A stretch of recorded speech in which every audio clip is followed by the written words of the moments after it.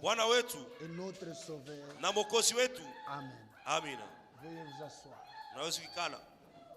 Tout est possible à celui qui croit. Yote inawezekana kwa ule anaamini. Église, Kanisa, à celui qui croit, kwa ule ambaye anaamini, rien n'est impossible. hakuna kitu kiko nguvu. Des fois, les gens raisonnent, Mara nyingi watu wangalana nafikiri, mais Dieu n'a pas besoin de nos raisonnements. lakini Mungu hahitaji ile mafikiri yetu. Il a besoin de la foi. Ye Mungu anahitaji kwetu imani. Et la foi, Na imani, selon Hébreux 11, fuatana na Waebrania sura 11. or la foi Japo imani est une ferme assurance ni hakikisho imara des choses qu'on espère. kwa vitu vile tunatumainia. Une ferme assurance. Hakikisho yenye kuwa imara C'est-à-dire une assurance qu'on ne peut pas s'en débarrasser. ni kusanyira hakikisho yenye hauwezi kuacha. Une assurance qui ne peut pas tromper. Ni ile hakikisho haiwezi kudanganya. Une ferme assurance Hakikisho yenye kusimama imara des choses qu'on espère. ya vitu vile tunatumainia. Et une démonstration Na kionyesho de celles qu'on ne voit pas. ya bile vitu hatuone. Comprenez ces choses. Mwelewe vitu. Ici, là où nous sommes, Hapa tuiko on ne voit pas l'argent. hatuone fedha. Là, on ne voit pas l'argent. Pala hatuone fedha. Mais celui qui a la foi, Lakini ule na imani il peut quitter ici avec l'argent. anaweza kutoka hapa na fedha. Ici, là, Hapa tuiko. qui voit le travail? Nani anaona kazi? Une ferme assurance Hakikisho imara des choses qu'on espère. ya vitu tunatumainia. Une démonstration. Kionyesho. Démonstration Kionyesho de celles qu'on ne voit ya pas. vitu bila tuone. Et il n'y a aucune personne qui va te consulter ici. Hakuna mtu ule atenda kukatao kuuliza, kukupima. Mais si tu as la foi, Kama kuna imani, tu ne vas pas quitter ici malade. hautatoka hapa mgonjwa. Peu importe le nom de ta maladie. Haizuru jina magonjwa yako kunayo. Peu importe les années que tu as fait avec cette maladie. Haizuru miaka hilo na gonjwa. Peu importe tu es passé à combien de lignes de prière. Haizuru kukombea wanakuombea kwa mingi. Si tu as la foi, Kama uko na imani, aujourd'hui, leo hii, pas demain, hapana kesho, tu dois rentrer guéri. unapasa kurudia mwenye kuponyesha. C'est ça la foi. Ile ndio imani. Jésus a dit au père de l'enfant, Yesu alimuonesha baba tu mtoto, me dis moi si tu peux. unanionyesha kusaka kama unaweza. Non, Hapana. ne me dis pas ça. Hapana kunyonyesha vile. Crois Amini. que je peux. Na kusami naweza. Crois Amini. que je suis capable. Ya kusami una uwezo. Crois Amini. que je suis venu pour t'aider. Ya kusamiri kwa kukusaidia. Crois Amini. que je suis venu pour te guérir. Crois Amini. que je suis venu Milikuya. pour que cet enfant Juu ya soit mtoto. délivré. Et Afunguliwe. tu verras, Na utaona tout est possible. yote inawezekana. Quand Dieu dit tout, Wakati Mungu anasema yote, ça signifie tout. maana yake ni vyote bila kutosha kitu. N'interprète pas. Hapana kutafsiri Ne kugeuza. retire rien. Hapana kutosha kitu. Crois. Amini. Tout est possible Yote à inawezekana celui kwa qui ule croit. anaamini. Je vous montre l'exemple ici Mimi nimpatia mfano hapa d'un homme ya mtu moya qui était dans une situation chaotique. alikuwa mambo magumu mwa nguvu sana. Genèse chapitre 18. Mwanzo sura 18. Genèse chapitre 18. Mwanzo 18. Écoutez un peu. Musikie kwanza. Verset 10. Mstari wa 10. L'un d'entre eux dit, Mmoja kati yao akasema, je reviendrai vers toi à cette même époque. mitarudia kwako mwi wakati moya. Et voici, Na tazama, Sarah ta femme Sara mke wako aura un fils. atapata mwana. Sarah écoutait à l'entrée de la tente Sara alikuwa anasikia kuingia kwa hema, mlango wa hema qui était derrière lui. yenyewe ilikuwa nyuma yake. Abraham et Sarah Abraham na Sara étaient vieux. walikuwa kuzeeka.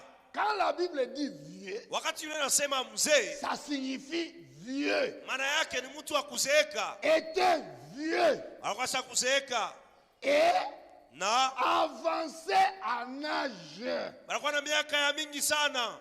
Sarah ne pouvait plus espérer. Sara asikuwa tena tumaini, asikuwezi tena Elle ne kutumainia. pouvait plus espérer. Asikuwezi tena kutumainia. Elle ne pouvait plus. Asikuwezake tena. Beaucoup interprète hapana lecteur. Hein? Elle ne pouvait plus espérer Asikuwezake tena kutumainia avoir des enfants. kupata mtoto. Vous comprenez? Mnaelewa? C'est-à-dire la situation dans laquelle elle était. Ile hali alikuyaka mambo anakuwa nayo. L'âge, Ile miaka, l'état de sa santé. hali ya afya yake, Elle ne pouvait plus espérer. asikuwezake tena hata kutumainia. C'était vraiment impossible Haikuwezekanake. qu'elle pense, qu'elle rêve même avoir des enfants. Apate kuwazia kwa siku atakuwa Elle na ne pouvait mtoto. plus rêver. Hata mundoto. Elle ne mwenyewe. pouvait plus dormir et rêver. Asikuweza kulala na kulota kusema atapata Rien mtoto. n'indiquait qu'elle pouvait mettre au monde des Hakuna enfants. kitu kinachoonyesha sasa ataweza tena kuzala. Comprenez ça. Mnaelewa ile? Écoutez. Msikie. Elle rit en elle-même Ndani yake akacheka en disant, akisema, maintenant que je suis vieille, sasa pamesha kuzeeka. aurais-je encore des désirs? Eti niwezi kuwa na kuchemuka tena mwili. Comprenez cette situation. Muelewe hali ile alikuwa kamo. Même des désirs, elle n'en avait plus. Hata kwenye kuchemuka mwili asikuwa inako. Sarah et Abraham ne vivaient plus comme des maris et des femmes. Sara na Ibrahim hawakuwa naishi sawa mke na Ils mume. vivaient maintenant comme des frères et des sœurs. Walikuwa naishi sawa ndugu na dada. Est-ce que j'aurais des désirs, moi? Esi ndio sura kwa kuchemuka. Mimi mwenye kuzeka. Huyu papa là, quand il était à mambo tu hapa. Mais c'est vieux ma porte. Il a mangé, il est rassasié, il commence à dire tu y auras des enfants. Anaanza kusema utakuwa na watoto. Mon Seigneur aussi est vieux. Bwana wangu na yeye asazeka. Même Abraham aussi. Hata Ibrahim Il pia est vieux. ashakuzeka sana. Il ne peut plus rien faire. Asiwezi tena kufanya kitu. C'est fini pour nous. Kushakumalizika kwetu. Nous avons dépassé notre époque. Tushakupitisha wakati yetu. Inaisha kumalizika. L'Éternel dit à Abraham. Yehova akamuonesha Ibrahimu. Pourquoi donc Sarah a-t-elle ri? Jua nini basi Sara anacheka en disant, akisema, est-ce que vraiment j'aurai un enfant, moi qui suis vieille? eti kwa kweli mimi mzee nitapataka mtoto? Y a-t-il rien qui soit étonnant de la part de l'Éternel? Eti huku kitu moja kushangaisha kutokea milele? Est-ce qu'il y a quelque chose qui peut être difficile à moi? Eti unaweza kuwa kitu moja kia nguvu kwangu mimi Yehova? Au temps fixé, wakati nayofanya kuwekwa, je reviendrai vers toi. Mitarudiaka kwako. À cette même époque. Mwi wakati moya moya. Et Sarah aura un fils. Na Sara atazala mtoto. Maintenant écoutez les dégâts. Sasa msikie mambo. Au lieu de se calmer, pale ya okikala kimya, Sarah s'élève. Sara anasimama. Sarah mentit. Sara halanda. Et en disant, akisema, je n'ai pas ri. Misikucheke. Car elle eut peur. Kwa sababu alisikiaka boka. Mais il dit, asa akasema, l'Éternel lui dit, kwa milele akasema, au contraire, kwa kinyume, tu as ri. ulicheka. Je vais ressortir quelque chose et vous allez voir. Mina napenda kutosha kitu moja mtaona. Dieu parle à Abraham. Mungu eko anamuonesha Ibrahimu. Il lui donne la promesse. Eko anampatia malako. Même si ton âge est avancé, hata kama ushakukomea je sana, reviendrai. mitarutiaka. Sarah, Sara, pas sa voisine. hapana jirani wake. Elle, Yeye, pas sa petite sœur. hapana mdogo yake. Elle, Yeye pas sa Sara, servante. hapana kichakazi wake. Yeye Elle va mettre au monde un enfant. atazala mtoto. Pour Abraham, c'était réglé. Juu ya Ibrahimu kwa kushamalizika. Sarah rit. Sara alicheka. Mambo engine. C'est un problème. Il faut seulement rester calme. Parce que tuacha tu kunawakia kimya. Elle rit. Alicheka. Dieu attaque Abraham. Mungu anaenda sasa kumuonesha Ibrahimu. Pourquoi elle a ri? Juu ya nini Sara anacheka? Pourquoi elle vient de douter? Juu ya nini anashakia? Comme tu me vois moi, Hivi unaniona hapa? qu'est-ce qui est impossible à moi? Nini inashindikana kwangu? Sarah sort de son silence. Sara anatoka sasa kimya mbona alikuya? Papa, Baba Papa Jéhovah, Yehova, pardon, hein? unisamee. Je ne veux pas de problème Mimi dans mon sipende foyer. mambo mjamaa yangu. Moi, je n'ai pas ri. Mimi sikucheke. Tu as ri. Mungu anasema ulicheka. Je n'ai pas ri. Mimi sikucheke. Tu as ri. Ulicheka Je sana. n'ai pas ri. Mimi sikucheke. Tu as ri. Ulicheka. Dieu devrait la tuer sur place. Mungu alipasaka kumuua pale pale. Dieu devrait l'éliminer immédiatement. Mungu alipasaka kumumaliza pale. Lisez toute la Bible. Musome Biblia yote. Elle n'a même pas demandé pardon. Asikulomba hata msamaha. Oh Dieu, pardonnez-moi, vraiment, j'avais ri. Oh Mungu nisamee, mimi nilicheka.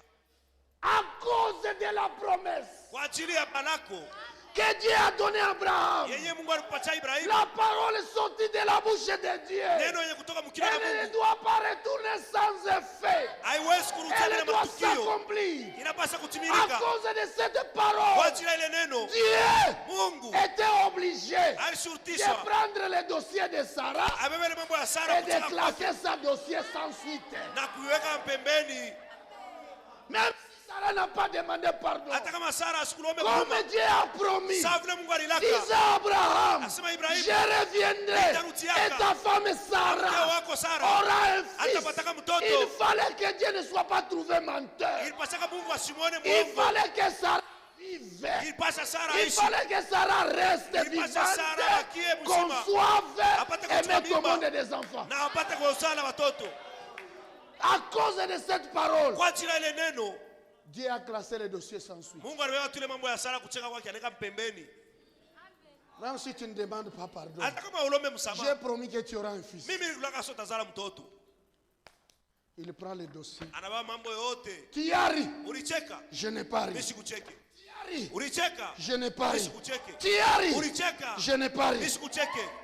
Il prend lui juge, Yeye mwamzi il prend le dossier. anabeba ile mambo yote. Dossier sans suite. Anaweka kusa hakuna mtu atavifuatilia hivi. Abraham, Ibrahimu, je pars. mimi sikucheke. Je pars. Mimi naenda. Comme je l'ai dit, hein, Sawa vile mimi nilisema, je reviendrai. mimi tarudiaka Elle aura un fils. na atapataka mwana. Est-ce que vous comprenez quelque chose? Mungu naelewa kitu fulani pale. Vous comprenez? Unaelewa? Pourquoi vous doutez de Dieu? Jua nini Mungu nashakia huyu Mungu? C'est ce que je vous disais au courant de la semaine. Jua nilikuwa nimesha kumchuma. Même si tu es méchant, Hata kama kumubaya, tu n'es pas un démon. hauna pepo mchafu. Même si tu es mauvais, Hata kama kumubaya tu wewe, n'es pas Satan. hauna shetani. Dieu a répondu à Satan. Mungu alimjibu shetani. Est-ce que vous ne lisez pas la Bible? Amusomake Biblia. Dans Job chapitre 1, Mwa Ayubu Dieu sura dit à kwanza. Satan, je t'envoie, allez détruisez. Mungu anamtuma shetani sasa wendo. Et il écrit les laisser passer. Na anamuandikia laisser passer sasa mumpitishe ende. Vous les anges, ne protégez pas Wewe le malaika bétail de Job. msimuzuru. Ne protégez plus le bétail de Job. Msichunge tena mifugo yote ya Ayubu. Mwache Satan viue. Laissez que le diable puisse détruire. Laissez passer. Le diable pouvait avancer. Shetani alikuwa na yeye na sofa Laissez mbele. passer. Mnyache nipite. Mnyache nipite. Mnyache nipite. Mnyache nipite. Qui a autorisé? Dieu. Nani alileta ile ruhusa? Mungu. Dieu a écrit un autre laissez passer. Mungu anamwandikia laissez passer. J'ordonne, Mimi naamuru laissez-les passer. mumwache apite. Qu'il tue les enfants de Job. Auwe watoto ya Ayubu. Le diable montre aux, Shetani anaonesha aux malaika. anges qui protègent Job. Ba malaika wamchunga Ayubu. J'ai l'autorisation. Hein? Niko na ruhusa. Anaenda anapita. Tous les enfants. Ba watoto bote. Qui a autorisé? Nani aliamuru? Dieu. Mungu ndio aliruhusu. Dieu a autorisé. Mungu ndio aliruhusu. Oh, vous ne comprenez pas. Hein? Amuelewe. Ah, je voulais quelque chose ici. Mimi napenda mswaki kitu kimwa Je veux fulani. que vous puissiez comprendre. Mimi napenda muelewe. Attendez, on va revenir sur l'histoire ici. Mchunge tarujira kui mambo. Lisons quelque chose. Tusome mbele kitu kimwa Dans fulani. Marc chapitre 5, Marko sura 5. dans Luc 8. Luka 8. Non, les mêmes choses sont dans Luc 8. Na ile mambo mwamatu iko mu Luka sura 8. Je vais vous montrer ça. Mimi nimeonyesha hayo. Ayez la foi. Mwe na imani. Luc chapitre 8, Luka sura 8 verset 26. mstari wa 26. Ils abordèrent dans le pays des Génésaréens, qui est vis-à-vis de la Galilée. Makaenda ile nchi ya Ne lisez génération. pas interpréter, mon ami. Fermez la Bible, interprétez-moi. Je dois voir. Non, non, interprétez. Dieu va t'aider. Lorsque Jésus fut descendu à terre, wakati Yesu alishuka kikavu, il vint au-devant de lui un homme de la ville mbele yake mtu mmoja akakuya, qui était possédé de plusieurs démons. mwenye alikuwa shoshikana mapepo mchafu ya mingi. Vous comprenez? Mnaelewa? Plusieurs quoi? Mapepo mingi, Plusieurs quoi? mapepo mingi. Et ces démons faisaient quoi? Na ile mapepo mchafu ilikuwa anafanya Depuis longtemps, kuna kawia sana. il ne portait point de vêtements Yeye asikuwa anavala mavazi. et avait sa demeure non dans une maison, Yeye asikuwa nekala munyumba, mais dans les sépulcres. lakini alikuwa nekala makaburi. Ayant vu Jésus, Akamwona Yesu, il poussa un cri, akalalamika se jeta à ses pieds na akalitupa kwa mikulu yake, et dit d'une voix forte, na akasema kwa sauti ya nguvu, qu'y a-t-il entre moi et toi, Jésus, ni mambo gani iko kati yako na mie Yesu, Fils du Dieu très haut? mwana wa Mungu aliye juu? Je t'en supplie, Mimi nakusihi, ne me tourmente pas. hapana wa kunihangaisha. Démon, Pepo mchafu, démon, pepo mchafu, je t'en supplie, mimi nakusihi, ne me tourmente pas. hapana kunihangaisha. Car Jésus commandait à l'esprit impur de sortir de cet homme, Kwa maana Yesu alikuwa anaamuru kuile pepo mchafu ipate dont kutoka il ndani ya yule mtu. s'était emparé depuis longtemps. Ule mwenye alikuwa anataka kumshika kwa siku mingi. On les gardait liés de chaînes Balikuwa basa kumfunga na minyororo et de fer aux pieds, na machuma kumikulu, mais lakini il rompait les liens. alikuwa anavikata vyote. Et il était entraîné par les démons dans le désert. Na mapepo mchafu anaanza kumtupa mjangwa. Jésus lui demanda, Yesu akamuuliza, quel est ton nom? jina yako ni nani? Légion, Sema Legion. répondit-il, Akajibu, car plusieurs démons étaient entrés en lui. kwa maana mapepo mchafu ya mingi kwa mbamba. Et il priait instamment Jésus. Balikuwa anamuomba kwa kumkaza Yesu. Les démons priaient instamment Jésus Balikuwa anaomba kwa kukaza, de ne pas leur ordonner d'aller dans l'abîme. ni kusema siwaamuru wende mpepo mfasha kuhangaika. Il y avait là dans la montagne un grand troupeau de pourceaux Kule kumilima kulikuwa kankunzi mwa banguruwe. qui paissaient. Balikuwa nakula. Et les démons supplièrent Jésus Na mapepo mchafu kamusi Yesu, de leur permettre d'entrer dans ces pourceaux. pate kumruhusu aingie mwile manguruwe. Yesu le leur permit. akawaruhusu. Il Akawaruhusu. le leur permit. Yeye akawaruhusu. Jésus Yesu répond à la demande des démons. yeye anajibu kuhitaji mapepo mchafu. Or, Japo il n'est pas venu mourir à la croix pour des démons. asikuwa kufia kumsalaba mapepo mchafu. Il est venu mourir à la croix pour toi. Alikuwa kukufia wewe kumsalaba. Les démons demandent, Mapepo mchafu ne nous jette pas dans l'abîme. ikamulomba sasa usitupe mfasha kuhangaika. Nous avons encore besoin de vivre. Tunapenda kuishi tena. Envoie-nous dans les pourceaux. Ututume tumbanguruwe. Il dit, je réponds à votre prière. Anasema mimi najibu kwa maombi yenu. Entrez dans les pourceaux. Muingie mwanguruwe. Qu'est-ce que toi tu as fait Sasa wewe ulifanya nini? pour que Jésus ne te réponde pas? Tu Yesu asikujibu. Qu'est-ce que toi tu as fait Ulifanya nini? pour que ta situation reste stagnante là? Juu mambo yako yabakie paka vile. Toujours les mêmes problèmes. Paka na mambo moya moya. Toujours. Paka na Toujours mambo. la Paka na même maladie. magonjwa moya moya. Toujours. Paka kila mara paka ile magonjwa. Qu'est-ce que toi tu as fait? Ulifanya nini? Tu n'as pas la foi. Hauna na imani. Lève-toi avec assurance. Wewe simama na hakikisho. Dieu t'aime. Mungu Il anakupenda. veut t'aider. Anapenda Il veut te kusaidia. secourir. Anapenda Ne kusaidia. reste pas incrédule. Hapana kuakia mtu Crois. asiamini, amini.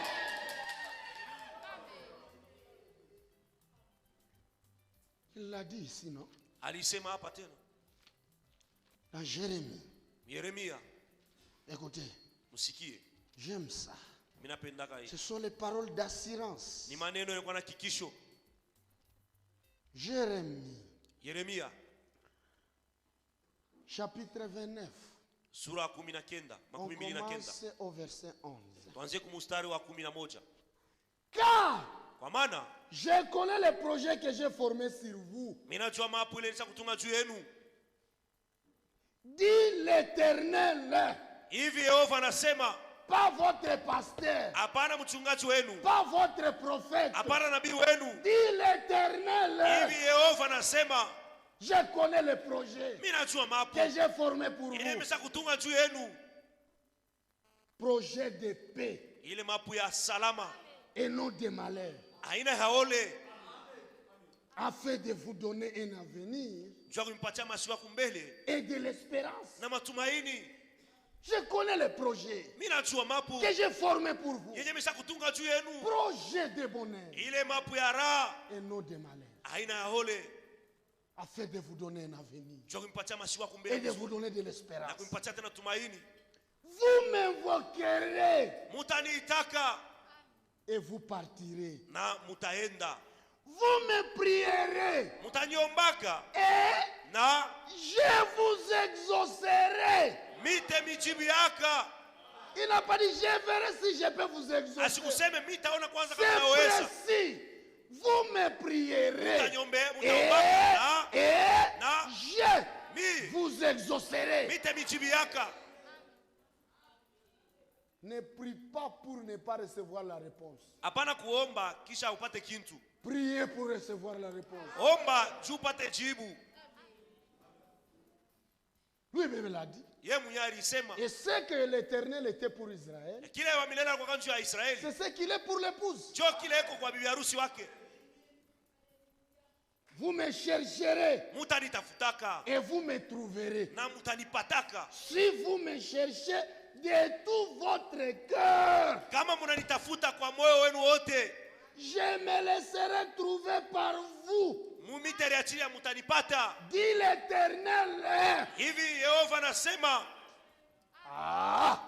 Église, kanisa, je me laisserai trouver par vous. miteri achili ya mutanipata. Dit l'Éternel. Hivyo Yehova anasema. Esaïe. Isaya Esaïe 46, Isaya 46 verset 3. mstari wa 3. Esaïe 46. Isaya 46. Écoutez-moi, maison de Jacob, Munisikie nyumba ya Yakobo et vous tous restez de la maison d'Israël. na mwe mabaki ya nyumba ya Israeli. Vous Mweye que j'ai pris à ma charge ane wenye miliangaikia mishakubewa bushito bwangu de votre origine, tokea kule mulitokeaka kumwanzo yenu, que j'ai porté wale wenye milichukua de votre naissance. tangia kusaliwa kwenu. Est-ce qu'il y a des gens qui écoutent ici? Eti peko bantu weko nashikia hapa. Vous Mweye que j'ai pris en charge, wale wenye miliangaikia vous êtes à ma responsabilité. miye njoni una majukumu yenu bushito bwenu. Je vous ai pris en charge. Misha kubichukua Mina jitwika mweye. mbele bushito bwenu. Alléluia. Amen. Vous Mweye que j'ai pris en charge misha kubewa bushito bwenu de votre origine. tokea kule mulitoka. Posez la question. Muulize Il y avait ton arrière-grand-parent. kurukuwaka nkambo yako wa zamani Il a mis au monde ton arrière-arrière-grand-parent. alizalaka ule nkambo yako Il est mort. anakufa. Il a mis l'autre au monde. Anasala Il ule est mort. anakufa. Il a mis l'autre. Anasa- Dieu l'a gardé. Mungu anajichunga. Celui que Dieu a gardé, Ule Mungu il anachunga. a mis au monde ton arrière-grand-parent. Alizala ule nkambo yako wa zamani. Ton arrière-grand-parent Ule nkambo yako a mis au monde ton grand-père. alizala nkambo yako huyu Ton kulai. grand-père Nkambo yako a mis au monde 3 fils. anazala wana watatu. Ils sont morts. Wote wanakufa. Il a mis au monde ta mère. Anazala mama yako. Dieu l'a protégé. Mungu anamchunga. Fille unique. Binti tu moyo yeye mwenyewe kwabo. Dieu l'a gardé. Mungu alimchunga. Dès l'origine là, Kumwanzo yake kule Dieu contrôlait. Mungu alikuwa anaangalia vyote. Posez la question même à ta mère. Uliza hata mama yako. Elle a fait 3 fausses couches avant de te mettre au monde. Kuma mimba 3 ilipomokaka mbele wewe uzaliwe. Mais quand ta grossesse est venue, Wakati alichukua mimba yako, Dieu a gardé. Mungu alichunga. Dieu a protégé. Mungu alikinga. Posez la question à ta mère. Uliza mama yako. Tu as combien de grands frères, de petits frères? Uko na bakubwa wako wangapi na badogo yako Ils wangapi? n'ont pas crié. Hawakuamini. Mais toi, Lakini wewe Dieu s'est révélé à toi. Mungu anajifungulia Dia kwako. cri. Unaamini? Dès votre naissance, Tokea kuzaliwa kwako il t'a pris. alikubeba. Tu es passé dans des situations, dans les histoires, Ulipita mu mambo ya kuachana. des fétiches, des religions, Mumalawa, mumadini, des péchés. Mais mumasambi. Dieu était là. Mungu alikuweka Allez de pale. surveiller. Yeko na kuangalia. Yeko na On kuangalia. pouvait te tuer, Bali pasa ukua. mais Dieu n'a pas permis. Lakini Mungu On t'a asikuruhusu. envoyé même en prison. Bali kutuma En prison, il t'a Mwingereza. gardé. Mule Mwingereza alikuchunga. Alléluia. Amen. Tu as assisté à combien d'accidents? Wewe uliona maaksida ngapi? Mais tu n'es pas mort. Lakini wakufe. Même chez toi, c'est loin. Hein? Hata kwako ni mbali. Ton village natal est là-bas. Ile mjiji yako ya kuzaliwa ile kijiji yako. L'origine d'où vous êtes venu. Kule mlitokeaka. Mais tu t'es retrouvé ici comment? Sasa ulifika hapa je? C'est l'affaire de Dieu. Ile ni mambo ya Mungu. Pas ton affaire. Haina mambo yako. C'est l'affaire de Dieu. Ni mambo ya Mungu. Jusqu'à votre vieillesse, Paka na kumuzee yenu. je serai le même. Mitabakia paka ule moya moya. Est-ce qu'on peut comprendre ça? Eti mnaelewa mzuri. Jusqu'à votre vieillesse, Paka na kumuzee yenu. je serai le même. Mimi sitabadilika tabakia paka En ule. d'autres termes, Kusema kwingine, si tabachoka, je ne me fatiguerai pas de vous. même si vos problèmes dépassent, Hata kama mambo yenu je yanapitia. serai le même. Mimi tabakia paka ule sitachoka. Jusqu'à votre vieillesse, Paka na kumuzee yenu. je serai le même. Mimi tabakia paka ule moya moya. Jusqu'à votre vieillesse, Paka na kumuzee yenu. je vous soutiendrai. Mimi temishima mishaka temisaidiaka. Je vous soutiendrai. Mimi temishika mishaka. Je l'ai fait. Mimi ifanya. Sini shaka mi soutenir. Je vous ai déjà soutenu. Sini shaka mi Je vous saidia. ai déjà secouru. Sini shaka mi jibia. Je vous ai déjà Je répondu. l'ai fait. Mimi ifanyaka. Et Na je vais encore. mimi taifanya. Je vais encore Mara vous ingine- porter. Mara ingine tena mimi temichukua. Je vais vous soutenir Mimi temishikamisha tena et vous sauver. na kumiokoa. Je vais vous soutenir Mimi temishikamisha et vous sauver. na kumiokoa. Qui peut comprendre ces choses? Nani anaweza kuelewa hivi vitu? Paul pose la question. Paulo anauliza, Il te pose la question maintenant. anakuuliza, Si tu comprends que Dieu s'est adressé à toi, kama unaelewa kwa sababu Mungu anasema na wewe. lisons Romains 8. Tusome wa Roma sura 8. Paul te pose la Paulo question. anakuuliza sasa. Ici, Hapa il dit ceci. anasema hivi. Verset 31. Mstari wa 13. Que dirons-nous donc à l'égard de ces choses? Basi mbele ya hivi vitu tutasema nini tena? Si Dieu est pour nous, Kama Mungu yuko kwa upande qui wetu, sera contre nous? nani atatukombanisha? Si munijibu. Répondez-moi. Si Dieu est pour toi, Kama Mungu yuko juu yako, unaogopa nani? pourquoi vous craignez qui? Dieu est en train de combattre pour toi. Mungu anakombania. Maintenant, tu crains quoi? Sasa unaogopa nini? Si Dieu est pour nous, Kama Mungu yuko upande qui wetu, sera contre nous? nani atatupinganisha?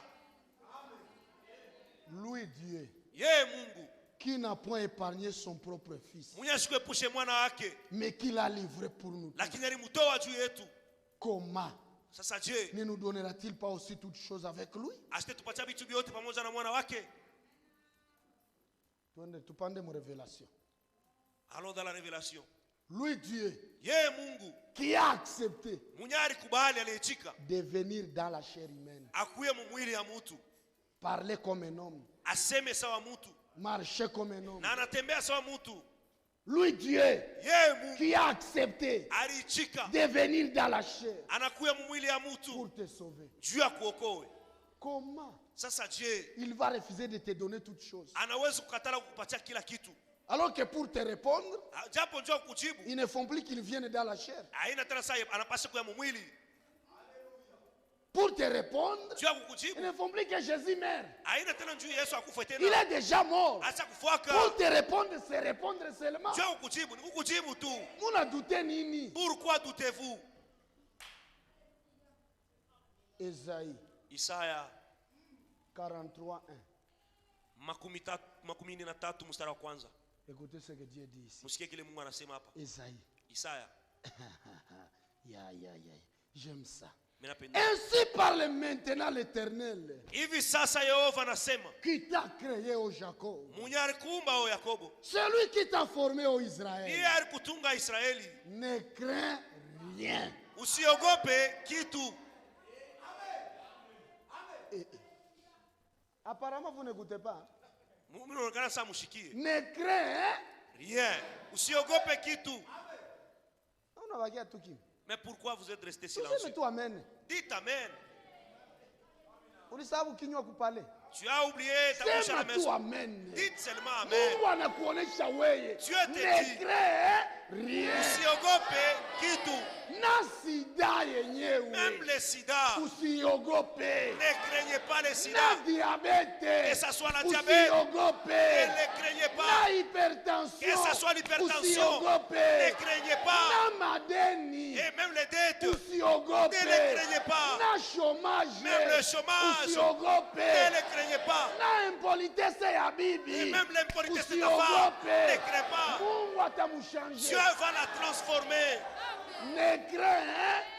Usiogope kitu. Wanaonesha. C'est à vous qu'on s'adresse. Toi tu penses qu'on s'adresse à qui? Oh, unaweza sema naonesha nani? C'est à toi non? Ni wewe.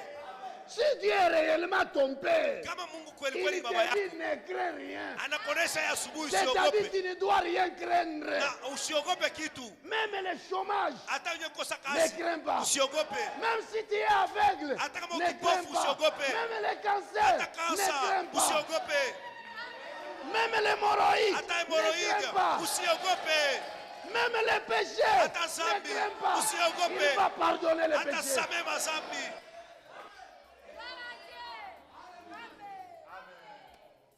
Pourquoi crier? Jua nini unalalamika? Pourquoi trembler? Jua nini unatetemeka? Pourquoi vous décourager? Jua nini unachoka? Est-ce que notre Unalegea. Dieu est mort? Eti Mungu wetu anaweza kufua?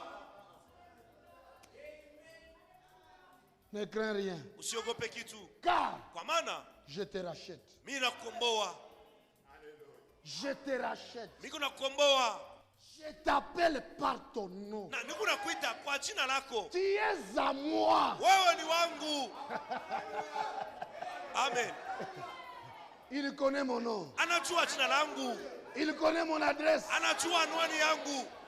Il connaît ma situation. Anajua mambo yangu yote. Il connaît mon problème. Anajua magumu yote. Il connaît ma famille. Anajua jamaa yangu. Il me connaît. Ananijua. Il te connaît. Anakujua Ne pia. crains rien. Usiogope kitu. Kwa Car maana je te rachète. niko nakukomboa. Je te connais. Niko Par ton nakujua nom. kupitia jina Tu lako. es à Mungu moi. wangu.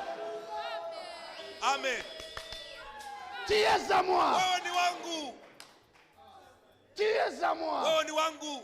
Maintenant écoutez. Sasa msikie. Si tu traverses les eaux, Kama unapita mumai mengi, je serai avec toi. mimi nitakuwa na wewe. Et les fleuves, Na mamito ils ne te submergeront point. haitakumeza, utazama mule.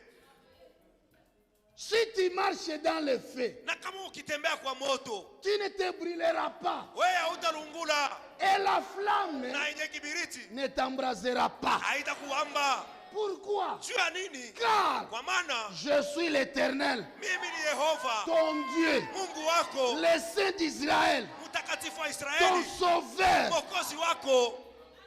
Je donne l'Égypte pour ta rançon, Mungu nawewa Misri na kupatia sawa fidia. l'Éthiopie et Saba à ta place. Sawa Ethiopia na saba kufasi yako. Parce que Kwa maana tu as du prix à mes yeux. uko wa bei kumacho yangu. Parce que Kwa sababu tu es honoré unaheshimishwa et que na je t'aime. mimi nakupenda. S'il ne t'aime pas, sors de l'église. Kama sikupende toka basi mkanisa. Si Dieu ne t'aime pas, ne reste pas ici. Kama Mungu asikupende usibaki hapa.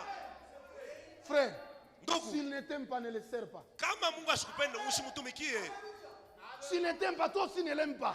Kama asikupende na wewe Nous usimpende. l'aimons parce qu'il nous a aimés les premiers. Tunampenda. Juu alitupenda wa kwanza. Et il nous a enseigné comment l'aimer. Na alitufundisha jinsi gani kumpenda.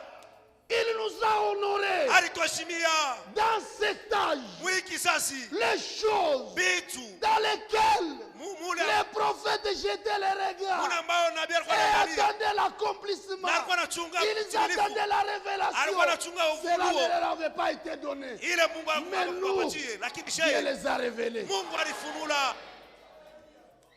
Qu'est-ce qu'il ne nous a pas donné? Ni kitu gani kile Mungu asikutupe? Est-ce que toi tu es parti à la théologie? Eti wewe unaenda kujifunza Mungu kwa Non, masomo. on n'a pas tout enfant. 9 ans. tunaona watu Mais va au séminaire. miaka kenda Mais il kuseminaire quitte là-bas. lakini anatoka kule Au nom du Père. Du kwa Fils. jina la Baba la Mwana na Roho Est-ce que c'est Mtakatifu. ça le nom du Père? Sula njoo jina la Baba. Est-ce que le Père est ici? Baba yuko pasura. Est-ce que c'est ça le nom du Fils? Hii mabeka njoo mwana Est-ce wangu que c'est jina. ça le nom du Saint-Esprit? Hii njoo Roho Tuna ni Mtakatifu. vya bongo tu. Vous voyez que ce sont des Mais mensonges. toi, Lakini tu wewe n'as pas étudié. au jifunze. Tu ne connais pas écrit ton Au nom. hata kuandika jina Dieu t'a lako. révélé. Mungu anakufunulia. Tu as dit prix Wewe kwa bei à ses yeux. kumacho yake Et tu es honoré. na unaheshimishwa.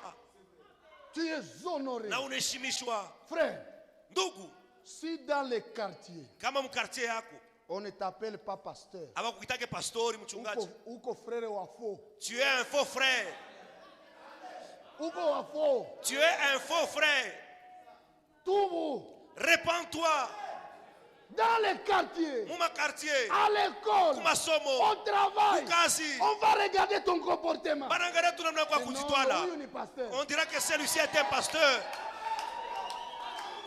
Kama wakuite vile, Si on ne t'appelle pas ainsi, tubu, répands-toi. lia, Pleure devant Dieu. uko wa faux. Tu es un faux frère. Tu es honoré. Unaheshimishwa. Tu as du prix à ses yeux. Wokuwa bei mbele ya macho yangu. Peut-être vous doutez hein, Saa zingine Mungu anashakia. que si vous passez dans le fleuve, Sasa kama unapita mu maji mingi toi tu penses mito. que le fleuve va te submerger. Unaona kusema ile maji ya mto itakumeza. J'appelle un témoin. Mungu anaita mshuhuda.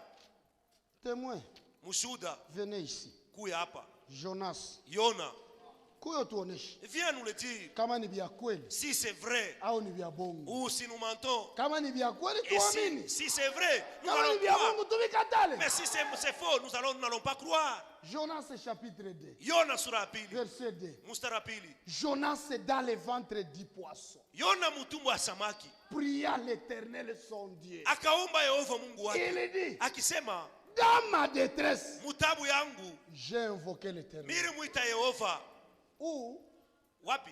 dans le ventre du poisson, Ndani ya tumbo ya au samaki, fond de la mer. kule kupana wa bahari. Mais quand il prie, Wakati anaomba il prie avec assurance. eko naomba na hakikisho On tele, dirait il n'y a pas de problème. atasema saa kuna hata mambo Puisqu'il connaissait celui en qui il avait cru. juu alijuaka ule alikuwa kuamini Et il m'a exaucé. na alinijibu. D'ici du séjour de mort, Ule mufasi ya kufa j'ai crié. nililalamika Et tu as entendu ma voix. na ulisikia sauti yangu, Tu m'as jeté dans l'abîme. ulinitupa mule mufasi ya mateso, Dans l'abîme. mshimu Dans le cœur de la mer. mule upana wa moyo wa bahari, Dans le fond de la mer. kule kuupana wa bahari, Et les courants d'eau na mai m'ont environné. ilinizunguka. Tout était vague. Mawimbi yote Et tous les flots na mawimbi yote ont passé sur moi. ilipita yulu yangu.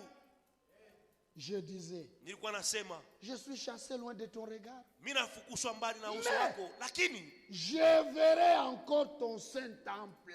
nitaonaka tena hekalu yako takatifu. Frère, même si la souffrance Ndugu, hata kama mateso augmente comment, inaongezeka ne sois tena, pas désespéré. we usirekee, usichoke, Et la foi, kwa na imani. je verrai encore ton saint temple. Nitaonaka tena hekalu yako takatifu. Les hommes m'ont couvert jusqu'à monter la vie.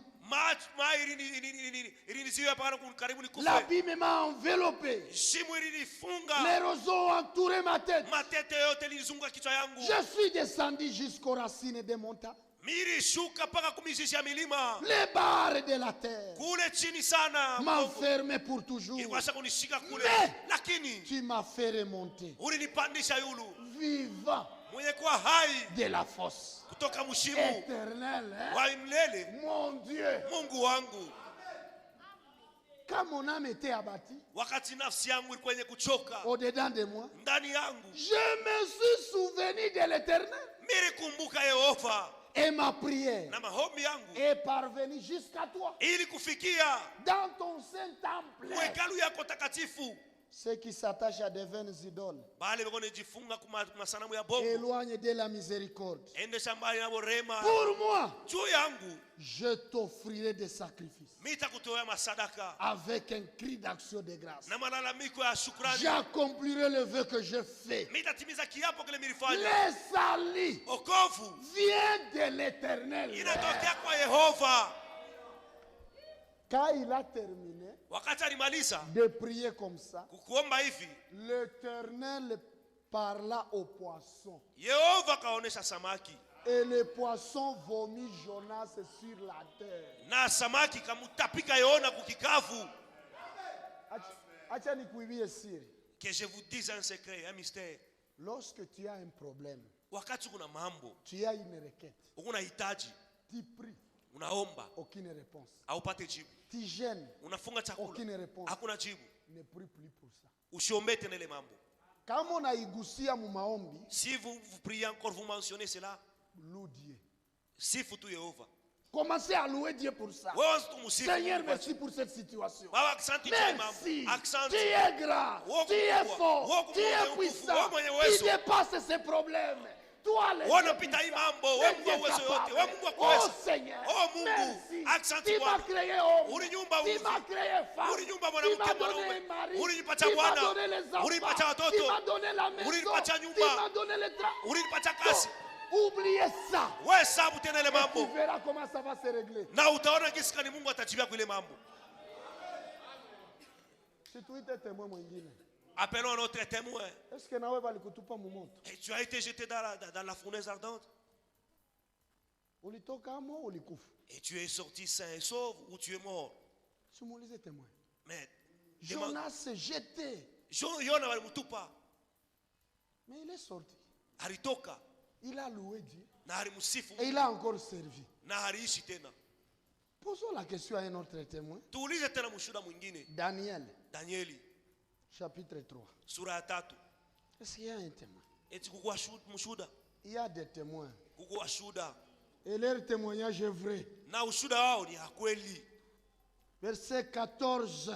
Mstari wa 14. Nebuchadnezzar Nebukadnezar prit la parole akachukua neno et leur dit, akawaambia, c'est des propos délibérés Shadrach, Meshach hii et maneno ya Abednego, Meshaki, Sadaka na Abednego, que vous ne servez pas mes dieux.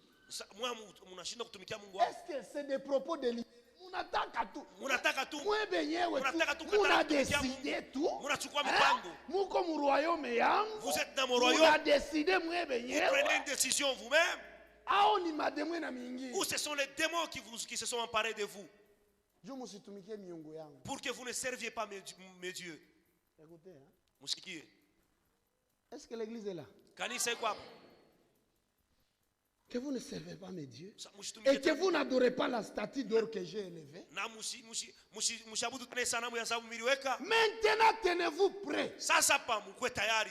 Et au moment où vous entendrez le son de la trompe, Na wakati mtasikia alalamiko ya du parapanda, chalumeau, ya shalimo, de la guitare, ya kitar, de la sambique, ya sambik, du psalterion, ya samterion, de la cornemuse ya cornemuse et de toutes sortes d'instruments, na mavyombo vyote, vous vous prosternerez mutasujudu et vous adorerez la statue que j'ai faite. na mutaabudu ile sanamu ile milifanya. Si vous ne l'adorez pas, Kama mwabudu ile sanamu, vous serez jetés mutatupwa à l'instant même pale pale au milieu d'une fournaise ardente. kati ya tanuru ya moto. Et quel est le Na ni Mungu kani qui vous délivrera de ma main? ate mikomboa mkono yangu.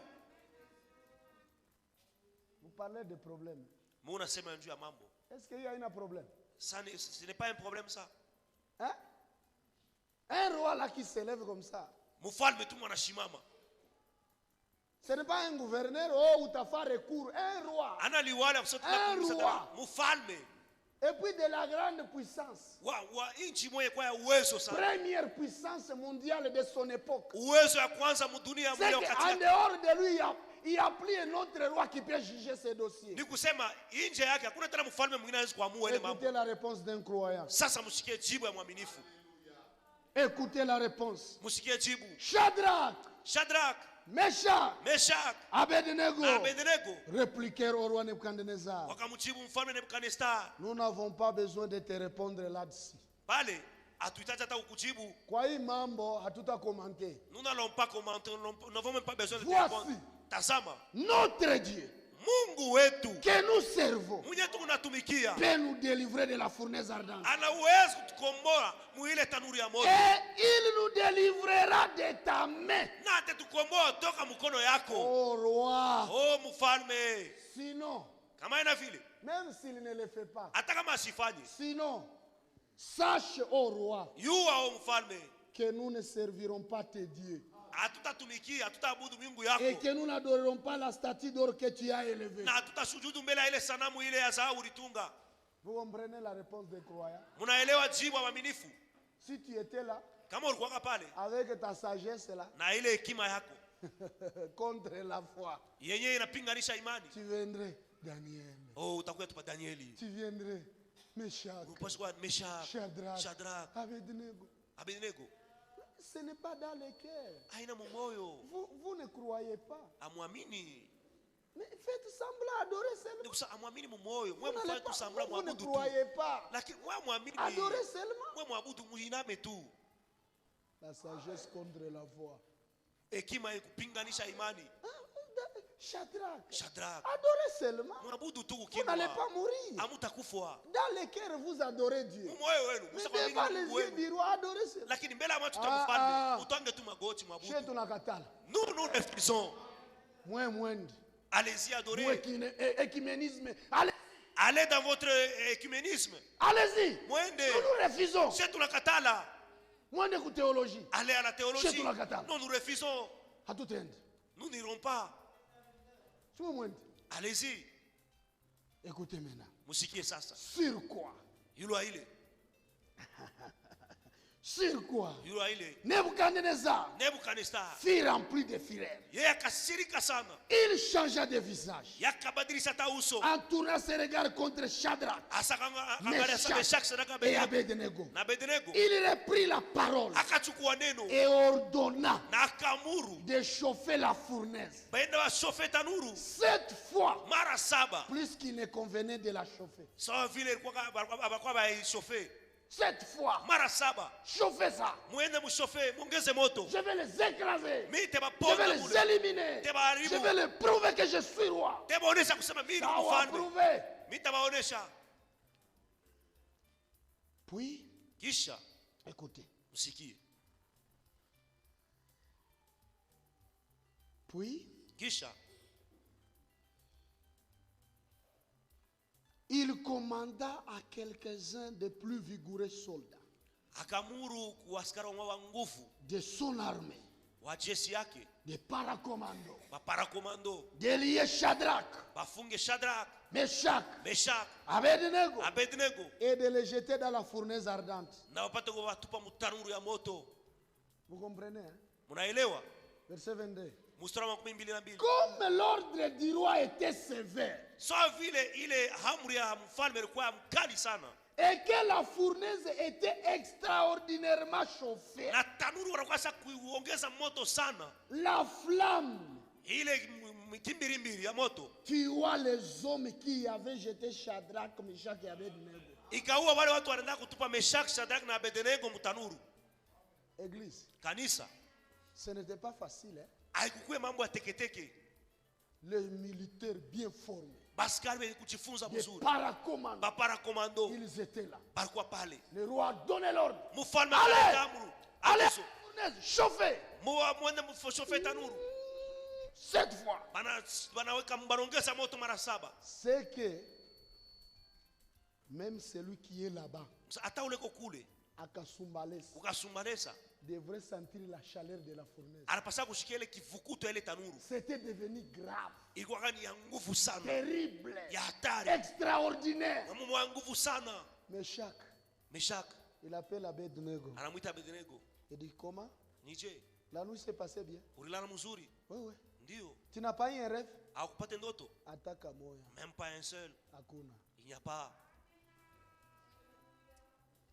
Shadrach, Shadrach, c'est comment? Écoutez, Hakuna ta vision. il n'y a pas une vision. Mon cher, attaque moya. Je n'ai pas eu de vision. Hakuna. Il n'y a pas. Dans le cœur, c'est comment? J'ai l'assurance niko na hakikisho que notre Dieu ya kusa Mungu wetu va agir. atatenda. Il n'était plus question de songe, de vision, c'était question de foi. C'était question de l'assurance. C'était une question de détermination. Si c'est l'Éternel, servez-le. Si c'est le roi, adorez-le. Mais nous sommes du côté de l'Éternel. Les militaires sont venus. C'est comment? Vous continuez dans votre histoire là-haut, Iman. Oui, oui. Toi aussi c'est comment? Moi je suis ferme. Et toi c'est comment? Si tu renonces, on pardonne. C'est comment? La fournaise est chauffée. Allez, mutufunge.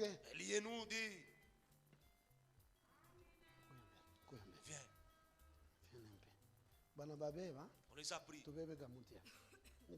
Prenons ces bâtons. Ils ont les pieds, les mains.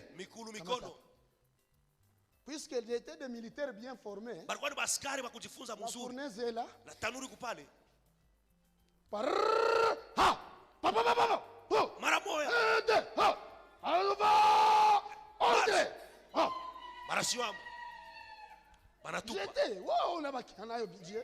J'étais. Levez. Moto. Quitte là-bas. Les attaques. Il meurt. Frère, sur place. Le roi se lève, il regarde. Il meurt. Il dit bon, comme ils sont morts. C'est-à-dire que ceux qui sont à l'intérieur là, il n'y a plus rien. Ceux qui sont à l'intérieur là, il n'y a plus rien. C'est fini.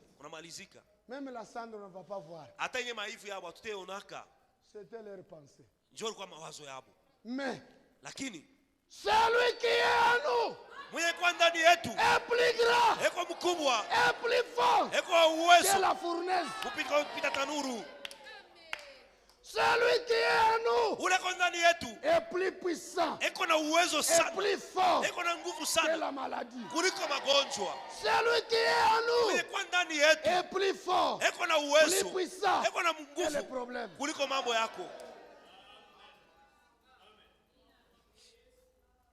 Dieu au ciel, il décide. Gabriel regarde. Il devient agité. Père, tu ne m'envoies même pas. Ah, calme-toi. Ce n'est pas ton affaire. Michael regarde.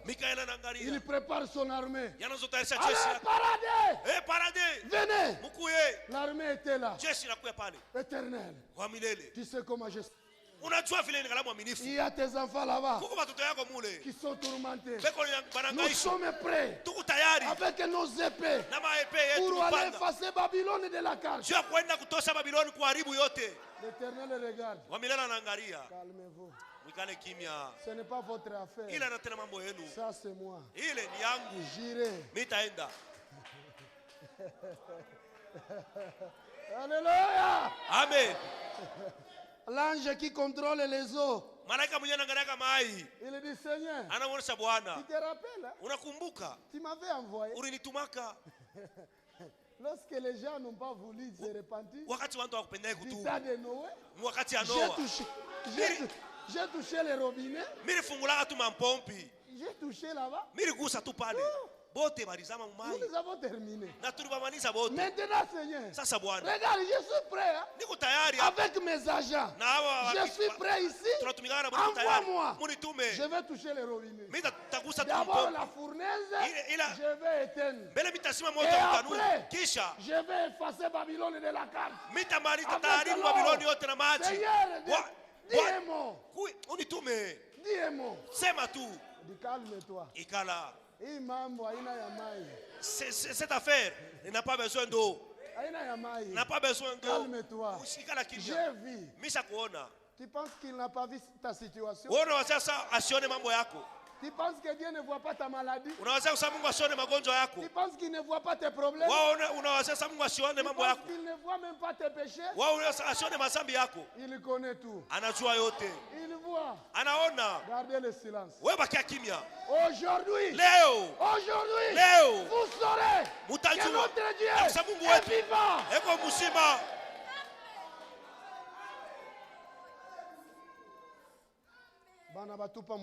Ils ont été jetés dans la fournaise. Lui-même. Le roi des rois. Le puissant conquérant. La rose de Saro. Le lys de la vallée. Le spécialiste des cas impossibles.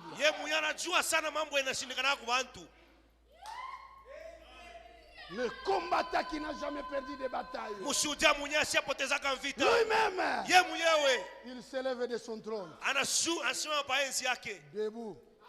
Quand les anges l'ont vu debout, ils ont dit c'est fini. Lui-même se met debout. C'est fini pour Babylone. Lui-même debout. Il regarde. Il jette les yeux en bas sur la terre. Il regarde le ciel. Il demande aux anges, est-ce que vous êtes là? Il dit, nous sommes là, maître. Regardez votre position.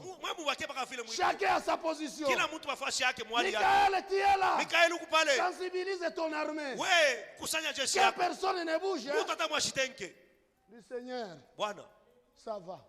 Vous les 4 êtres vivants, vous êtes là. Nous sommes là. Les 24 vieillards, vous êtes là. Gardez le trône. Je me lève un peu.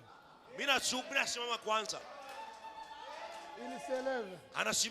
Il regarde Babylone. Il regarde la fournaise. Va de l'Orient. Il appelle le va de l'Orient. Va de l'Occident. Va du Nord. Va du Midi. J'ai besoin de votre service. Venez ici. Venez me servir. Les vents sont venus. Il s'est assis sur les vents. Transportez-moi jusque dans la fournaise. On a transporté. Il arrive. Il dit va.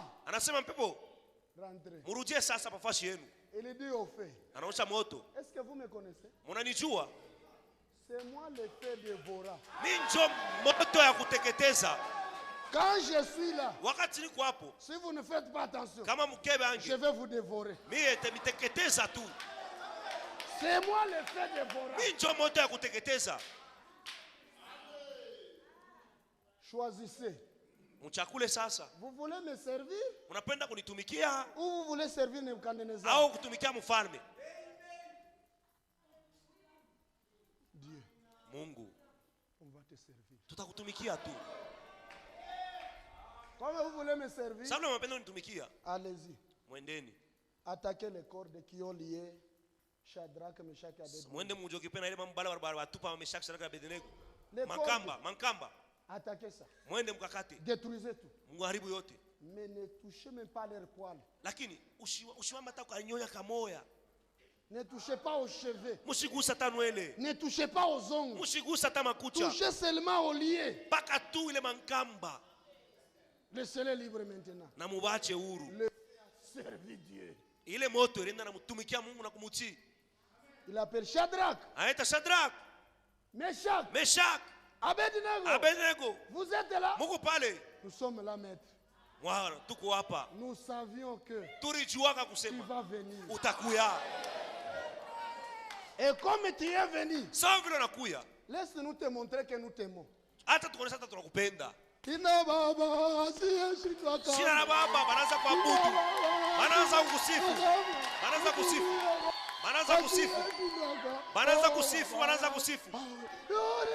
Banaanza kusifu. Ah bon? Le bruit makelele a quitté la fournaise. Inatoka mutanuru jusque dans le palais royal. Paka na munyumba kifalme. Il y a un problème. Mfalme sakuku mambo. Est-ce qu'il y a une armée qui vient attaquer ici? Kuku jeshi mwana kwa kutupambana na shie, kutukombanisha. Il appelle les techniciens. Anaita bafundi ba technicien. Tournez-moi les caméras. Moi munyangarishe ma caméra. Les caméras là. Ma caméra yote qui surveille la fournaise. Yenye kuiranza ngara nuru. Amenez l'ordinateur, je vais voir. Mulete ordinateur nyone mbele bele kumule ndani. C'est grave, hein? Ni mambo hatari sana. C'est grave.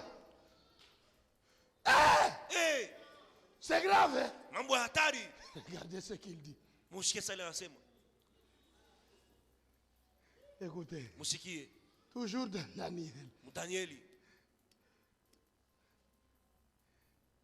Verset 24. Alors le roi Nebuchadnezzar fut effrayé. Akaogopa sana. Katetemeka. Adui anapashwa tu kuogopa. L'ennemi doit être effrayé. Je m'étonne, les chrétiens sont effrayés devant les féticheurs. Leo ni unashanga ba Kristo banaanza kuogopa ba mafumu. Njoo mwe mkuye hapa. Si vous venez ici, tuanze kumhubiri que nous vous prêchions na matafsiri avec des prophéties. Shangazi yako njoo anakuloga. C'est ta tante qui t'a ensorcelé. Amen. Mungu alisema. Amen. Dieu a dit. Mungu alisema. Dieu a dit. C'est que Mungu, c'est-à-dire Dieu, eko capable kusema mwalikuloga. Il est capable de dire qui t'a ensorcelé. Mais capable kukudélivrer. Mais il n'est pas capable de te délivrer. Atuamini Mungu avile. Nous ne croyons pas à un Dieu pareil. Et puis tu vis avec les problèmes des maladies, tu viens avec les situations. Au lieu de quitter à l'église des charriers, tu quittes à l'église avec la haine. Est-ce que c'est Dieu qui a parlé? C'est le diable qui a parlé. Nous ne devons pas craindre les sorciers. Nous ne devons pas craindre les féticheurs. Quand je marche, les pieds sont en train de dire saint. Les pieds disent saint. Saint. Saint. Saint. C'est l'Éternel des armées. Saint. Saint. Saint. C'est l'Éternel des armées. Saint. C'est l'Éternel des armées. Même s'il y avait les interdits là-bas, je vais passer. Qu'est-ce que vous craignez? Tout est possible à celui qui croit. Tout est possible à celui qui croit. Il fait effrayer. Et s'éleva précipitamment. Il prit la parole et dit à ses conseillers, n'avons-nous pas jeté au milieu du feu 3 hommes liés? Ils répondirent au roi. Certainement au roi. C'était 3. Et ils étaient liés. Il reprit et dit, eh bien, je vois 4 hommes sans lier qui marchent au milieu du feu et qui n'ont point de mal. Et la figure du 4e ressemble à celle d'un fils de Dieu. À celle d'un fils de Dieu. Miungu. Puisque lui, il était idolâtre. Il ne connaissait que des dieux. Ça, angalia le 4e. Il voit, il ressemble à un fils de Dieu. Lui, Lui, il ne voyait que c'est Dieu. Quand il marchait, le corps, il est comme un homme. Il ressemble à ça. Je ne l'ai jamais vu dans ce royaume. Comme je ne l'ai jamais vu. Mais il veut ressembler. Il veut ressembler au Dieu que j'adore. Au fils de Dieu. Parce qu'il n'était pas encore né. Pour qu'on l'appelle fils du Dieu très haut. Il n'était pas encore né. Il était dans la confusion. Maintenant, ça musikie. Écoutez maintenant. Musikie ça. Ensuite, Nebuchadnezzar s'approcha de l'entrée de la Prenez la parole et dit Shadrach, Meshach et Abednego, serviteurs du Dieu suprême. Watumishi wa Mungu aliye juu sana. Quand Dieu agit, wakati Mungu anatenda, le langage change. Msemeo inabadilika. La grammaire change. Namna kusema inabadilika. La vocabulaire change. Vocabulaire inabadilika. Serviteur du Dieu suprême. Watumishi wa Mungu aliye juu. Il négligeait là-haut. Alikuwa na wazuri sana. Serviteur du Dieu suprême. Asema watumishi wa Mungu aliye juu. Sortez. Mutoke. Et venez. Na mukuye. Et Shadrach. Na Shadrach. Meshach. Abednego. Sortir du milieu du feu. Wakatoka kati ya moto. Quatrième partie. Asa ule aine alienda wapi? On a donné les détails. Il est sorti du milieu du feu. Le quatrième partie où? Sasa ule aine alienda wapi? C'était le feu dévorant. Yeye alikuwa ni moto wa kuteketeza. Même si on le laisse dans le feu, il va s'en sortir. Même si on le laisse là-bas, il va sortir. Oui, on ne l'avait pas jeté. Et on ne devrait pas le faire sortir. On a fait sortir ce qu'on avait jeté. Et celui qui a agi pour qu'on le fasse sortir, il est où ce matin? 2 ou 3 réunis à mon nom, je serai au milieu d'eux. Il est ici avec la même puissance, la même autorité, la même gloire, la même manifestation, la même puissance. Alléluia. Amina. Qu'il te délivre.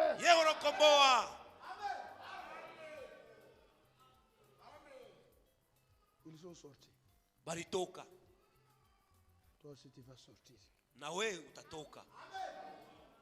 Tu vas aussi sortir. Na wewe utatoka. Verset 28. Mstari wa 12 na 8. Nebuchadnezzar prit la parole et dit. Nebuchadnezzar akachukua neno na akisema, béni soit le Dieu de Shadrach. Asifiwe Mungu wa Shadrach. De Meshach. d'Abednego, lequel a envoyé son ange et délivré ses serviteurs qui ont eu confiance en lui et qui ont violé l'ordre du roi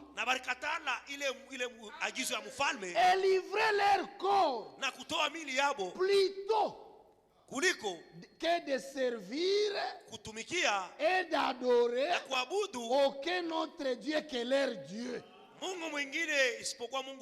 Voici maintenant l'ordre que je donne. Tout homme à quelque peuple, nation ou langue qu'il appartienne,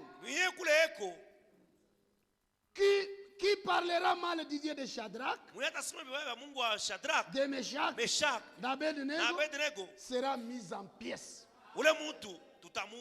Et sa maison sera détruite en un tas d'immondices. Parce que il n'y a aucun autre Dieu qui puisse se délivrer comme lui. Il n'y a aucun autre Dieu qui puisse se délivrer comme notre Dieu. Croyez. Il n'y a aucun autre Dieu qui puisse élever comme notre Dieu. Il n'y a aucun autre Dieu qui puisse sauver comme notre Dieu. Il n'y a aucun autre Dieu qui puisse guérir comme notre Dieu. Si notre Dieu ne te guérit pas, hakuna recours. Il n'y aura pas un recours. Puisque tous les médecins vont échouer. Tous les féticheurs vont échouer. Il y a un seul qui ne peut pas échouer. C'est le Dieu en qui nous croyons.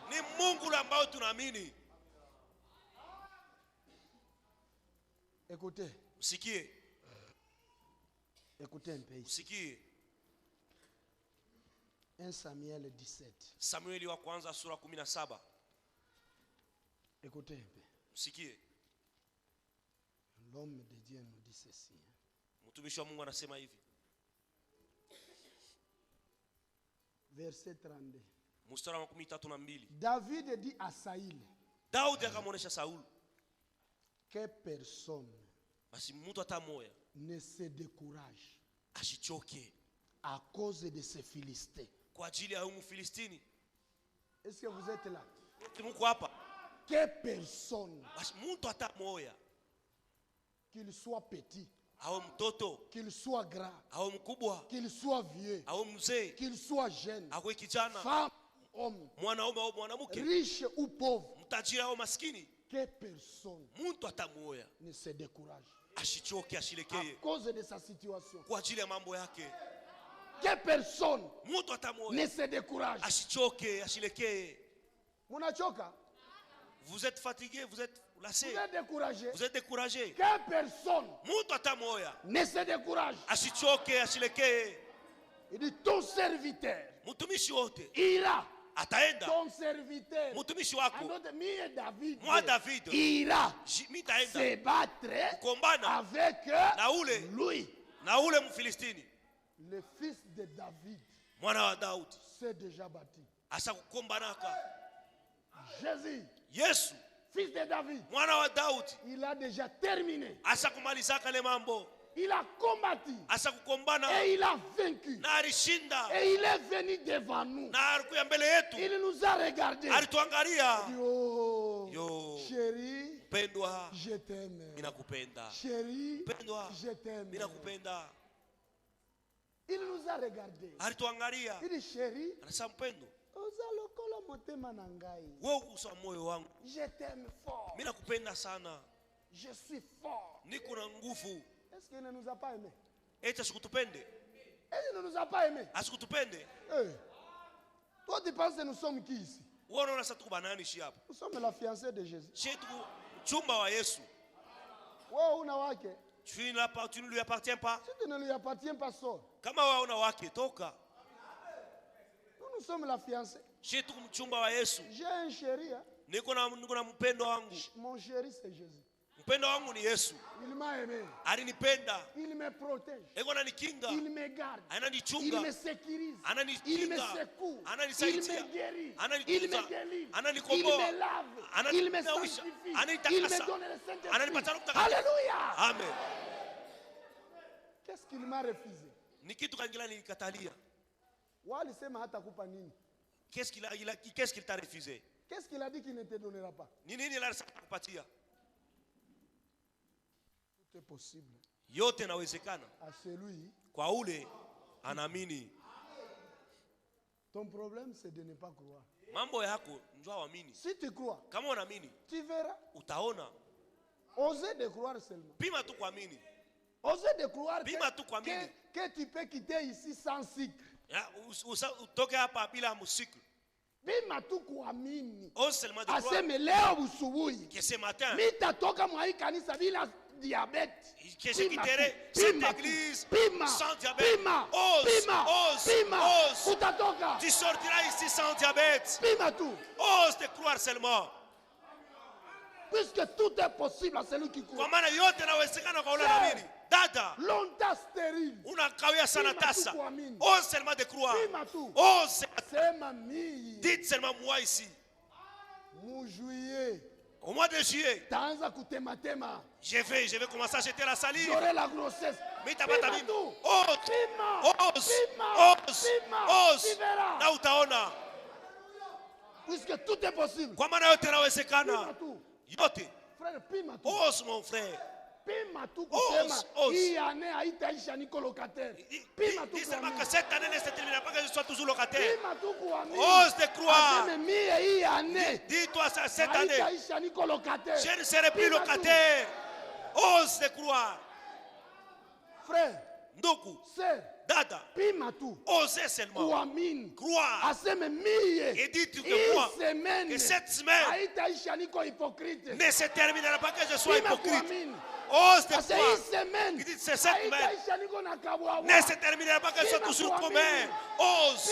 Ose. Tu verras. Na utaona. Pima tout. Ose de croire. Oh. Tu es mon Romain. Allons dans le livre de Romains. Pima tout on. Ose croire et tu verras. Pima tout. Ose. Regarde ta situation. Angalia mambo yako. Regarde la grandeur de Dieu. Angalia kubwa wa Mungu. Romains chapitre 4. Waroma sura 4. Écoutez. Msikie. Verset 16. Mstari 17. C'est pourquoi Joko maana les héritiers le sont par la foi. Wariti, wako wariti kwa imani. Kama una na imani hautariti kitu. Si tu n'as pas la foi, tu n'hériteras rien. Utabakia esclave. Tu resteras toujours esclave mutumwa. Aussi longtemps que l'héritier n'a pas la foi. Wakati yote muriti ana na Il imani. est esclave. Yeye ni mutumwa tu. Il est dehors. Yeko Il nje. ne participe pas à l'héritage. Asishiriki kuile uriti. Si vous savez, ton père est riche. Ton père a tout. Eko na biote. Mais toi, tu es fumeur de chanvre. Lakini wewe unafuta bange. Tu n'es pas à côté de ton père. Tu ne vas pas jouir de cette richesse-là. Même lorsqu'il va mourir, comme tu es déjà dehors, tu resteras dehors. Les héritiers le sont par la foi. Pour que ce soit par grâce. Afin que la promesse soit assurée. Afin que la promesse soit assurée à toute la postérité.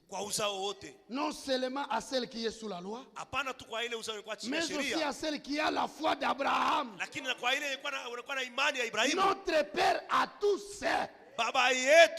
Selon qu'il est écrit, j'étais établi Père d'un grand nombre de nations. Il est notre Père devant celui auquel il a crié. Dieu qui donne la vie aux morts et qui appelle les choses qui ne sont point comme si elles étaient. Notre Dieu, il appelle les choses qui ne sont point comme si elles étaient. Maintenant écoutez, Abraham n'était pas ignorant de sa situation. Il connaissait ses problèmes. Il connaissait sa situation. Et il ne regardait pas à ce qu'était sa situation. Il regardait à ce que Dieu avait dit. Espéra. Akitumainia contre toute espérance. Zaidi ya tumaini yote. Il crie. Alilalamika. Il crie. Aliamini. En sorte qu'il devait perdre un grand nombre de nations. Hivi akakuwa baba mataifa kubwa. Selon ce qui lui avait été dit, telle sera ta postérité. Et sans faiblir dans la foi, il ne considéra point que son corps était déjà usé, puisqu'il avait près de 100 ans,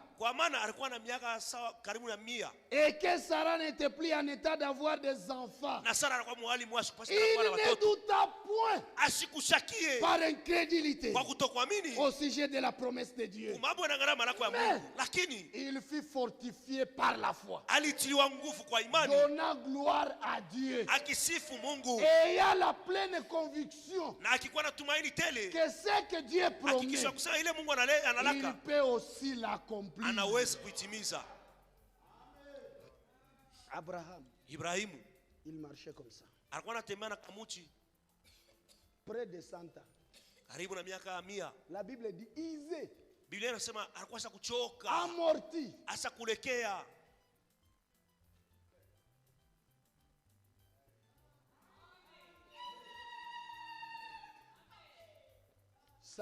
Sarah comme ça. Anatembea mkono mwa kumuchi, mkono mwa kivuno.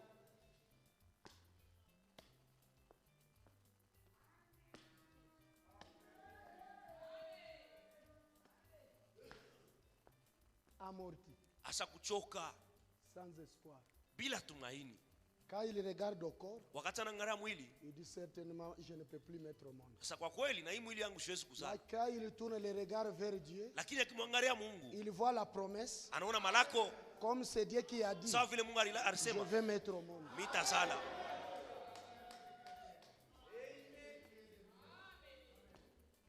Maman Coco. Oh, elle était vieille.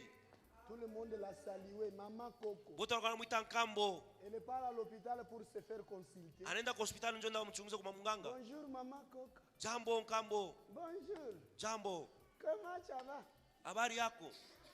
Watu wanamuuliza comment ça va? Habari yako Nkambo? Ndio si chava. Sawa mzuri. Chava. Mzuri. Je docteur. Mimi nakuwa kumuona munganga. Dieu m'a dit. Mungu alisema. Je vais mettre au monde. Mitazala. Tout le monde éclate de rire. Ce n'est pas possible. Haiwezekani. Nini? Mungu alionyesha. Sasa mitazala. Utakuwa na mtoto. Mitapata mtoto. Mitapata mtoto. Munganga. Mitapata mtoto. Mitapata mtoto. Quoi? Nini? Mitapata mtoto. Munganga anaanza kucheka. Ce n'est pas possible. Haiwezekani. C'est la folie ça. Hii ni basimu. Oui, la foi c'est la folie. Ndio imani ni basimu. Oui. Ndio. La foi c'est la folie. Imani ni basimu. Il marche. Anatembea. Pour monter les escaliers ici. Tu as kupanda escalier. Comme les trois ici. Hii tatu hapa. Il peut faire même 2 heures. Anaweza kufuata masaa 2.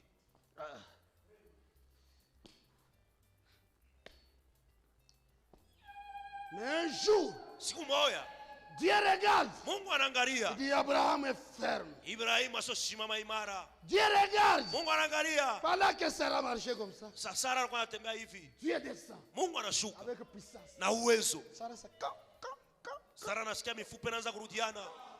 Mifupa inarudiana. Anatupa mbele kama mkonto yake.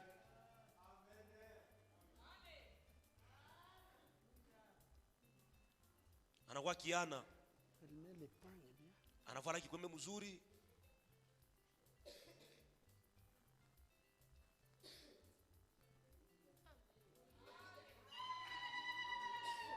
Anapanda maeskalier. Anapanda. Ça allait bien. Alikuwa anashikia mzuri sana. Ah bon? Alors que quand elle était vieille là-bas, wakati alikuwa mzee, alikuwa anatembea kunjama, anaenda ku supermarché, jua kwenda kuuza bikama. Watu wote wanamucheka. Tu fais quoi? Unafanya nini? Ni unauza vya maternité. Ni unauza vya maternité. Ni unachunga mtoto. Tu es enceinte. Wewe una mimba. Dieu l'a dit. Mungu alisema. Est-ce que tu es enceinte? Una mimba. Dieu l'a dit. Mungu alisema. Pour alisema elle, juu yake ça suffisait. Ilikuwa sasa kuenea. Que Dieu l'a dit. Juu Mungu alikuwa sasa kusema. Sasa wewe. Menatua. Elle n'avait que cette promesse là. Yeye alikuwa tupaka na ile malako. Qu'elle aura un bébé. Sasa atakuwa atapata mtoto. Toi ce matin, tu as combien de promesses? Sasa wewe asubuhi una malako ngapi? Twende nikutaia hayo. Allons-y, je vais te les citer. Sitaiweza. Je ne saurais pas. Hébreu. Waebrania. Jésus-Christ est le même hier aujourd'hui éternellement. Yesu Kristo yule sawa sawa jana leo hata milele. Matthieu 6. Mathayo 6. Quand on commence au verset 24. Wakati tunaanza kumstari wa 24. Ne vous inquiétez pas. Mshangaike. De votre vie. Maisha yenu. De ce que vous mangez. Ile mtakula. De ce que vous serez. Toutes ces choses là. Vile vitu vyote. Sont les païens qui les recherchent. Mapagano ndio wanavitafutaka. Votre Père céleste. Baba yenu mwenye kwa juu. Anajua. Anajua. Que vous en avez. Ya kusema mnahitaji vile vitu. Cette promesse là est pour qui? Ile malako ni ya nani? C'est pour moi. Matthieu 11. Mathayo 11. Venez à moi. Mukuje kwangu. Vous tous. Mwebo wote. Qui êtes chargés. Et fatigués. Kuchoka. Je vous donnerai. Mitemipatia. Mapumziko. Cette promesse est à qui? Ile malako ni ya nani? C'est pour moi. Psaume. Zaburi. 50. Zaburi 15. 15. Dans le moment de détresse. Wakati ya tabu. Faites appel à moi. Muniite. Je vous soutiendrai. Mitemitsaidia. Et vous. vous me glorifierez. Cette promesse est à qui? Proverbe 18, 10. Le nom de l'Éternel est une tour forte. Les justes s'y réfugient et se trouvent assis. Cette promesse est à qui?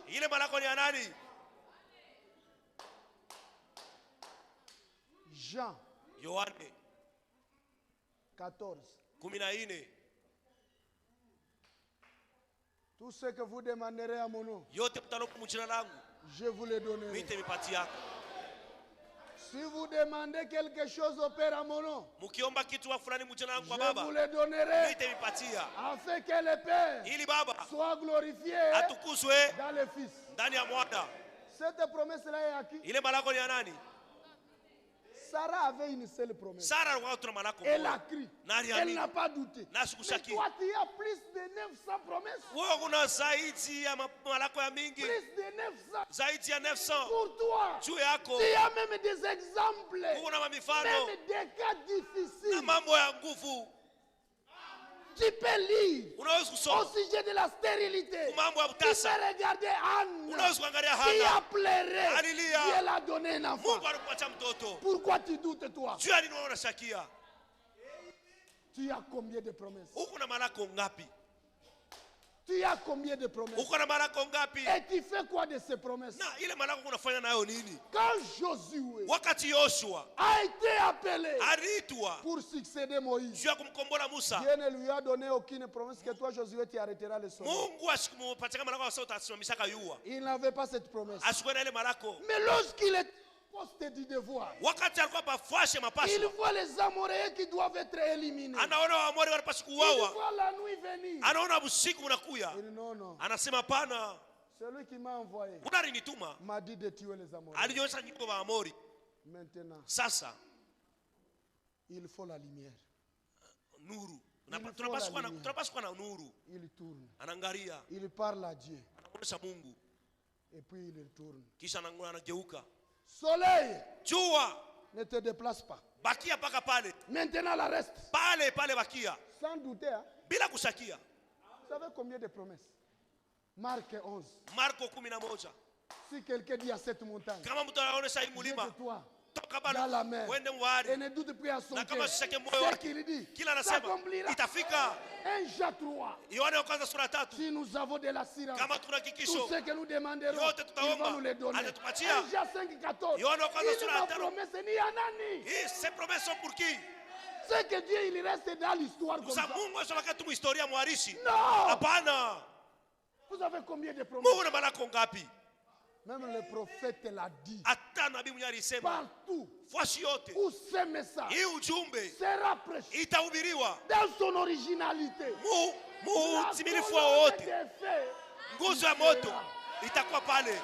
on n'a pas besoin de dessiner la colonne de feu. On n'a pas besoin de la photo.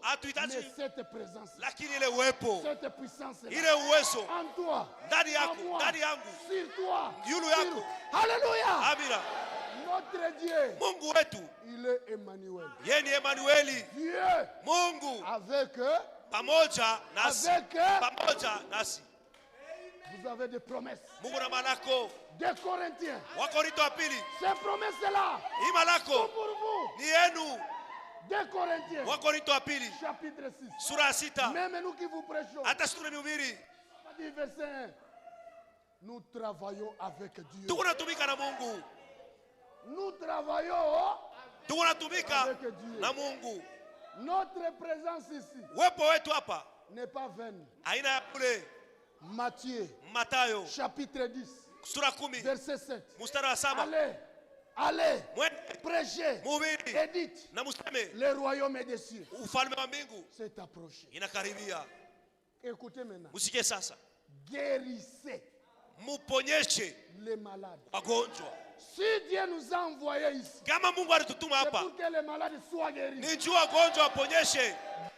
C'est les malades. Pourquoi? Parce que, encore un peu de temps, Le monde ne me verra plus. Dunia haitaniona. Lakini mwe mtaniona. Parce que je serai en vous. Nitakuwa ndani yenu. Et avec na pamoja na mwe. Lui en nous. Yeye ndani yetu. Il guérit les malades. Yeye anatuza wagonjwa. Lui en nous. Yeye ndani yetu. Il ressuscite les morts. Yeye anafufua wafu. Lui en nous. Yeye ndani yetu. Il rend libre. Eko naweka uhuru wenye kufungwa wenye kuhangaika. Yeye ndani yetu. Il purifie les lépreux. Eko na takasa na safisha wakoma. Ces promesses là. Ile malako. Vous les avez jetées à qui? Musha kuitupa wapi? Vous les avez jetées à qui? Musha kuitupa wapi? Pourquoi ton problème peut persister? Jua nini mambo yako yanakawia? Mais Josué, Gédéon l'a dit. Gédéon alisema. J'ai lu. Nilisoma. Ce que tu as fait avec nos pères. Comment tu les avais fait sortir de l'Égypte? Comment ils ont traversé? Comment tu les as nourris dans le désert? Mais si c'est toi, si tu demeures les mêmes, où sont tes prodiges? Sasa maishara yako iko wapi? Puisque tu ne changes pas. Si Si c'est toi, où sont tes prodiges? maishara yako iko wapi? Frère, ndugu, nous pouvons lire autant d'écritures. tunaweza kusoma maandiko mengi.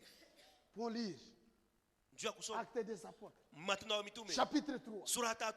Pierre et Jean Petro na Yohana montent au temple, waenda kwa trouvent hekalu, un homme qui ne pouvait pas se lever. asikuwe na simama. Ce que j'ai, Sasa hiki ni kile unacho, je te le donne. mimi nakupatia Au nom de Jésus, mu jina la Yesu. lève-toi, Simama, prends ton lit, beba kitanda, tembea.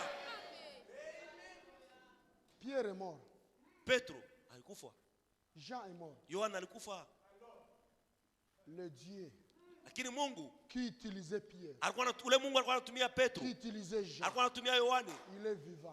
eko mzima, Il n'est pas mort. yeye asikufuake. L'évangile qu'il prêchait, Hii injili alikuwa c'est ce anahubiri, que nous vous prêchons. njoo tunahubiri, Expérimentez ça. muionje. Hapana kusikia maverse mingi. Ne faut pas seulement Fanya écouter. expérience. Faites l'expérience de ces promesses. Tout est possible. Yote Je nawezekana. te dis tout est Mimi possible. nakuonesha yote nawezekana. Même si tu es venu ici à marcher en Hata kama béquille, ulikuwa na sunkuta, jette les béquilles. tupa ile mabeki yako. Marche sans béquille. Tembea bila mabeki. Même si tu ne vois pas, Hata kama tu uone ne lis pas, au c'est somake. possible maintenant. Hii asubuhi inawezekana Mais hapa Dieu sasa. tout-puissant, Mungu wa uwezo il yote. est avec nous. Eko ule uko na pamoja nasi. Tout est possible. Yote inawezekana. Tu sens les douleurs dans la hanche. Wewe unasikia maumivu mkifuno. Maintenant, je t'informe. Hapa sasa Au nakuonesha. nom de Jésus. Mu jina la Yesu Kristo. Maintenant, Hapa sasa. tout de suite là. Yote Tout de suite. hapa sasa. Ces douleurs Ile maumivu doivent inapasha reconnaître kutambua que nous avons un Dieu vivant. ya kusema tuko na Mungu mzima. Ces douleurs Ile maumivu doivent disparaître inapasha kupotea tout de suite. hapa sasa, Pas demain. Hein? hapana kesho. Si qui a vu les gonaïdes. Tu sens comment ces douleurs partent, Si qui a vu les nakimbia. sens comment ces douleurs fuient.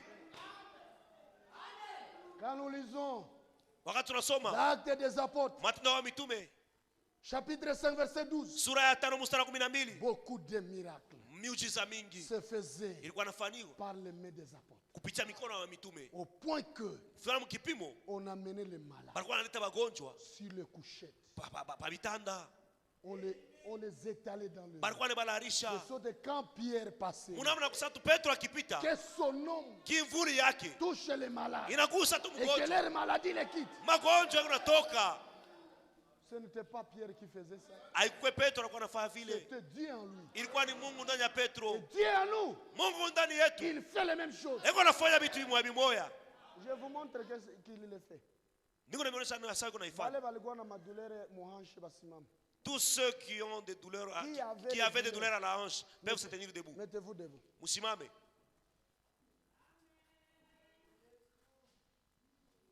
Tous ceux qui avaient des douleurs. Bale bote walikuwa na maumivu. Nous ne parlons pas pour parler. Hein. Atuseme tu juu ya kusema. Nous ne flattons personne. Sha tudanganye mtu.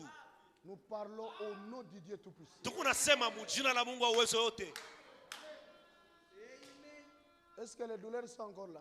Mungu na ile maumivu. Je dis la hanche. Mukivuno. Est-ce qu'on a sikia ma douleur? Vous sentez encore le même douleur? Denye ma douleur abwe na isha mutie bikono yolo. Ceux dont leurs douleurs ont disparu peuvent lever leurs mains.